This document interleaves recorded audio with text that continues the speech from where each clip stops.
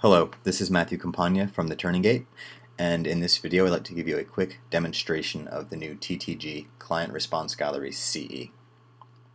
The purpose of the Client Response Gallery is to facilitate the exchange of information between the photographer and the client. So what would happen is that the photographer would publish images from a photo shoot to a web gallery, much like the one you see now. The client would then visit this gallery, make image selections, and submit their selects to the photographer via email. So we're going to take on the role of the client, and I'm very quickly going to go through this image gallery, make some selects, and show you how this process works. So to review the images, there's a slideshow mode, and you can browse through these using either the controls on screen or the arrow keys on the keyboard. When you find an image that you like, you would just drop out of the slideshow and hit this checkbox on each thumbnail. And that marks the image as a select, and selects at the end of this process will be sent to the photographer. Now, if you're going through these images in the slideshow mode, it can be difficult to keep track of where you are, to find the thumbnails, and to make those selections. So there's a cool new feature in the CE version, and that is this second icon here next to the image. It's Locate Image Thumbnail in Grid. So when I click that, it's going to close the image, and then it jumps the gallery so that the thumbnail image is now in the top row. So I can go ahead and make that selection and then continue browsing. Wait, I like this one, so I'm going to go ahead and hit that, make that selection. And if I can draw your attention to the upper right hand corner, you can see that there's a little box here. It might be kind of small on the internet, but it says 5 images selected. This is a live count of the selections that are, is tallied as selections are made. So now it says 6, 7, 8, 9, and if we unselect an image, it decreases. So that way, if you tell a client that they can only make 10 selects, they always have a counter keeping track of how many selects they have active at any one time. So now that I have some selects made, I can go ahead and show you another new feature in the CE version of the gallery, and that is the Lights Out Select Refinement mode. And that's controlled using these icons. Just beneath the counter, there's 3 light bulb icons. The first one is a fully lit bulb. The second one is a lit bulb with a little negative mark. That's the lights low button. And then there's this unlit bulb, which is lights off. So if I hit the lights low button, it will dim the unselected images so that the selects stand out, makes them easier to see. Or I can turn the lights off, and that removes the unselected images from visibility. So now I'm only looking at my selects. And if I want to bring all the images back so I can continue going through them, I just turn the lights back on using the lights on switch. So just hit a couple more of these,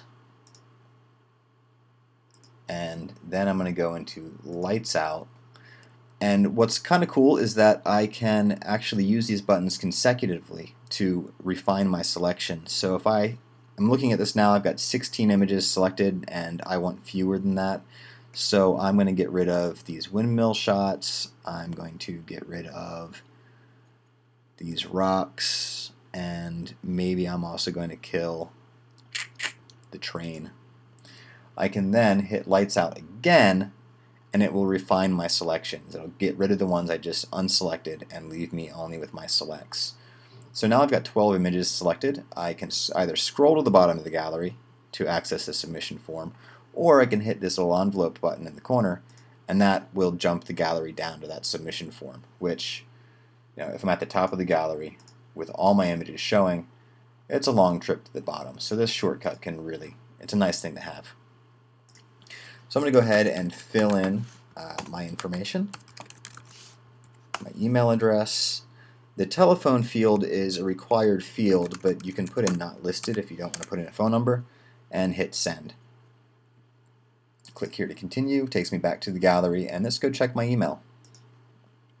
there's my email I've just received from the gallery. Here's a list of file names that I can copy. Go to Lightroom. I'm going to drop down the text filter, make sure this is set to any searchable field, contains, that's the important one, is make sure this is set to contains. And then I'm going to paste those file names into the search field. And you can see that it's isolated the images that I selected in my gallery. So now these can be saved off as a collection.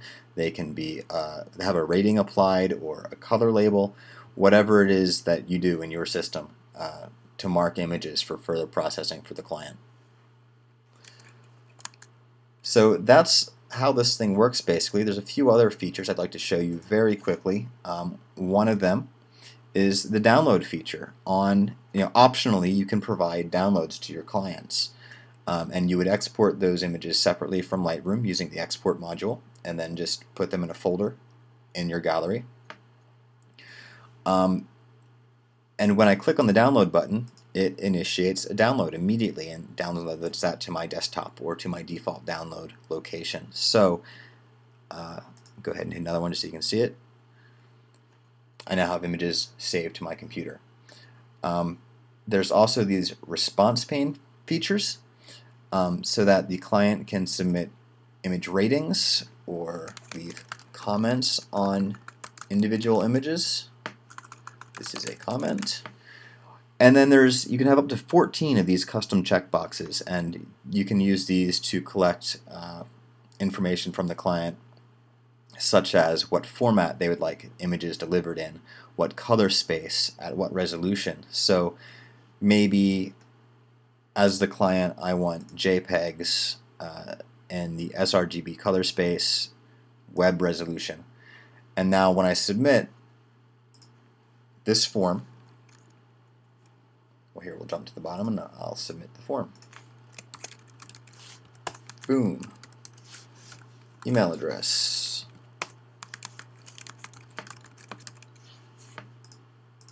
Hit send. Go check my email again. There's my new email, and what it's going to give me is a list of file names for each one of those options that I can then go and paste into Lightroom, just like we did before, to isolate the images for which those criteria have been specified. So the last thing I'm going to show you is the proofing mode. So you saw in the last gather that we looked at the large images in a slideshow. In proofing mode, you can actually enlarge multiple images at the same time for side-by-side comparison. And maybe I like this image and I want to keep it. I'm going to mark it as a select, but I'm going to keep it on screen so I can compare other images. And I'm going to continue to browse. So I'm going to use my arrow keys to navigate through the images. Here's one of that same singer. So I can pull this large using that resize icon. I can move it around, pull this one large again, and I can decide which one I like better. And maybe I like this one too, so I want to keep it. So I hit my location, and it's right there. Let's go ahead and make her small again. So one more time, I browse through using my arrow keys. I find one that I like, I hit the locator, jumps me to the top, I can make that selection. And then when I'm done, I can use the lights out mode to refine my selects before sending them over to the photographer. So that's just a quick look at the client response gallery. There's a lot of other cool features like support for Google Maps and Google Analytics. There's a mobile gallery that allows galleries to be viewed pretty nicely on iPhones, Android phones, iPads, and while that doesn't have the selection features, it does provide a nice viewing experience on those smaller devices. So there's a lot of other features. You can read all about them on the Turning Gate. That's theturningate.net, and I hope you enjoy using TTG Client Response Gallery CE. Thank you.